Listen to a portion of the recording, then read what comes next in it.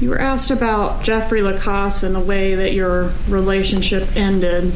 What is OkCupid? OkCupid is a dating website. Were you on that dating website? I was. Were you on that dating website at the time that you were dating Mr. Lacoste? No, I wasn't. And were you speaking, so I guess if you weren't on it, you weren't speaking to multiple men from the website during the time you were dating Mr. Lacoste. And I'll remind you that you provided your phone in this case, and it was cell-brighted, downloaded. Objection, Your Honor. Argument. Didn't you just say that you weren't on OkCupid at the time that you were dating Jeffrey Lacoste? I don't know when we say I officially stopped dating Jeff Lacoste, but there's a chance that, I don't remember in 2014 whether I had gotten the app and started talking to people before we officially broke up. Okay, so my point is there's a chance that he was right. You were being unfaithful, or at least talking to other people. He had a reason to be jealous. I think he had some serious jealousy issues that may or may not have been founded. Yeah, I think we got from your testimony that you believe he had serious jealousy issues. My question to you is, did he have a reason to be? No. So he was wrong. He was wrong in June when he accused me of being with multiple people that I wasn't with, yes. Okay. Chase, what do you got? I was surprised watching this as an attorney that she didn't describe OkCupid as a social site to begin with, but she might have got hammered doing that. But she takes the objection from her brother's counsel as a win. And you could see this kind of like this hair adjustment here with Mark's obsessed with hair. He's going to talk about that, I'm sure, that he's going to talk about that hair movement there. Was I frozen there for a second? No, everybody else was. Yeah. Oh, okay. You're fine. All right. Everybody so if you want to see some incredible proof of how spot on that lip parting display is when it comes to displaying innocence, I want you to watch this clip. Look at the precise moment that there's an objection from the defense counsel. Her lips close shut, and the entire expression of this agreeableness leaves her face entirely. This is one behavior that you can look for in your everyday life just by seeing both ends of this. Watch for when lip parting behavior starts if the person's lips are closed during a conversation, and watch when it stops if the person's lips are parted, like it just did, like you're going to see again in this video. And when she says, he was wrong in June when he accused me, I'd like to know when he was right. When was he correct about these accusations? She makes a strong point about this being accurate in only a specific period of time. And I'll let you know what I started reading today is this book here written by Wendi Adelson. This is her book here, and it is about human trafficking. I don't think I would give it a 5-star rating on Goodreads, but it does illustrate some interesting concepts about identity and what's allowed and not allowed in social situations in a fictional context, I guess. Scott, what do you got? All right. When she's asked about OkCupid, she rubs her left leg. That hand goes down and she rubs it. That lets us know something's up there. That's stressful for her. And there's some part where she says, I don't know. We actually see disgust there. So there's something going on there with that relationship with Mr. Lacoste, whatever his name is, in that question. And plus the fact I think the attorney's trying to make her feel a little bit embarrassed about that because the way she says it, she's so aggressive saying it. I think this attorney's great. The way she asks questions. Oh man, me too. I think she's awesome. So then the attorney asks, didn't you say you were on OkCupid at the time you were dating Mr. Lacoste? And when the attorney's, and so when the attorney says time, that's when we're seeing that disgust. And we see some eye flutter, some eyelid flutter at that point. So, and you could say that's blocking, or you could say it's a cue of stress or whatever, but something's up there. Something's bugging her about that. It may be the guy. She may not, she may be at that point, may be over him. So that could be what's floating around in there. And that's what we're seeing is her reaction to that. But I think she may know the timeline she's laid out is different than what's on her phone. So I think that could possibly be making her feel uncomfortable about what she's talking about. And there's a whole lot of squiggling in her chair. We haven't really seen much of that up to this point. And she's used a lot of animation when she's answering the questions as well. And this, again, is a stress cue to look for when you're asking someone a question that's fairly important. Start looking for things like that, because everything changed right in there for her when she started squiggling around the chair.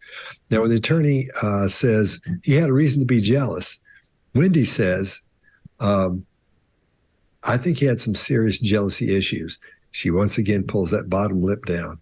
And like I said before, typically that when someone does that, we see that bottom lip being pulled down to the side, that suggests they're feeling doubt or being uncomfortable or some kind of discomfort. So I'm under the impression the discomfort is because the question is designed to generate stress for her, because I think she's trying to get her worked up. Then she see if she can get her a little flustered. So when she goes in even harder, she may, not like, what was that Jack Nicholson thing? You can't handle the truth. But I think she's trying to get in there and get a little bit flustered so she can't think straight. Mark, what do you got? So I think this is a attorney smackdown going on. I think you've got two attorneys with this moment of going up against each other. I think it's interesting that she's been kind of called out twice on what is really a judgment call, which is, when did the dating finish? I mean, well, what do you mean by dating? What do you mean by finish? It's like it becomes there's no code around that. And if there was a code, if there was some kind of book that you could go to, is like, this is when dating has finished. Like, nobody's following that code anymore. I mean, maybe the jury are, maybe this attorney knows something about the jury and is going, okay, I think we've got a fairly conservative jury here, socially conservative, that, there is a definite breakup time. And if you break up before that and you join some kind of other social site before that time, that's all morals have been broken. You're clearly a horrendous lady of the night in that. So, because I think there's some social stress trying to be pushed here, and I don't think this other attorney who's being questioned is going to buy that at all. Not going for it, and so it's easy to break because dating starting and ending, it's a movable feast. It's all a judgment. The same with, did this person have reason to be jealous? Well, I don't know. Like, where's the rule book on that? What's reasonable? What is a reasonable situation for this guy to be jealous, and what's unreasonable? Well, the person being questioned there is going, I think it was very unreasonable, his jealousy. So in the end, it's going to come down to what the jury think about this, because you got two attorneys here going at eugh other, and one is not going to allow the other to pin them down to any strict dates around this. So I just think that was quite fun to see. Greg, what do you got on this one? Yeah, and I agree with you. She puts it off pretty quickly, but she does show stress, and she shows a significant amount of stress. And the reason it's important to me is because we're going to look backward and take this as that. So when we look back at video 6, if you remember all of the things that happened when she was asked about a list server, she was twisting in her chair, her respiration was up, she did a whole bunch of rubbing her leg, and she was moving around. All that same response to stress we're seeing here. What we know is that when people are feeling a certain way, they typically do the same things. So, for example, if you have children, Chase, you're disciplining your child, they're going to respond in a like fashion most of the time. Most of us respond in like fashion. We're back to patterns of behavior, baselines and deviations. What we see here when she's asked about OkCupid, she knows this is going to be something she has to defend, and it's going to be stressful. So we can see her then twist in her chair, rub her legs, all those same things, and go back and look and compare the two. When she moves her hair off her ear, I think that's getting prepared or framing. I don't know which I would call it, but getting prepared for the next step. I think she's like, okay, now it's on. I've called this, I'm just a girl in the past, and people get offended by that, but that is a defensive move and a get ready, here it comes in most cases. I do think that when she's presented with the evidence, she changes her story and becomes vague. We're back to the same thing she did again, all those behavior patterns showing us that she was uncomfortable, and she went to vague language. She does that chaff, and does not answer the question. He had a reason to be jealous. She pushes off topic, and the woman comes back at her. And then when she gets to force her to be specific, getting her very specific, even then when she does that, he was wrong in June, there's a change in her cadence as she's thinking through what to say. So all that doesn't matter, except we're seeing the exact same behavior here as we saw in video 6. The only thing they have in common is what's going on inside the processor of the person doing it. So then you get to say, why is she feeling this way when she's going to be called on the carpet about a dating app, which really has no significance, and doing it when she's asked about that list server? Is there something she's afraid of in each of those situations? Is there something that's pushing her buttons for some other reason? I don't know. But these two stand out for me from every video we watched because there's a pattern shift from what we saw as baseline. That's all I got. Yeah. And Mark, to your point, Scott and I were very covertly picking a jury one time. Do you remember what I'm talking about? The situation? Mm-hmm. And both of us probably looked like we were like sketch artists because like they were asking these questions and stuff. And both of us were kind of looking up and like filling these notes out. But at the end of the day, we build a profile for these attorneys saying they're going to be very sensitive to this word and this word, very specific vocabulary. Here's the themes that are going to piss them off. Here's what's going to make them happy. Here's the character story archetypes that they're going to relate to. Yep. It is like a comprehensive package, and that they might have had some trial consultant people involved in this. Who knows? One of those tape replays. You were asked about Jeffrey Lacoste and the way that your relationship ended. What is OkCupid? OkCupid is a dating website. Were you on that dating website?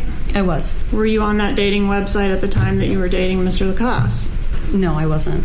And were you speaking, so I guess if you weren't on it, you weren't speaking to multiple men from the website during the time you were dating Mr. Lacoste. And I'll remind you that you provided your phone in this case, and it was cell-brighted, downloaded. Objection, Your Honor. Argument.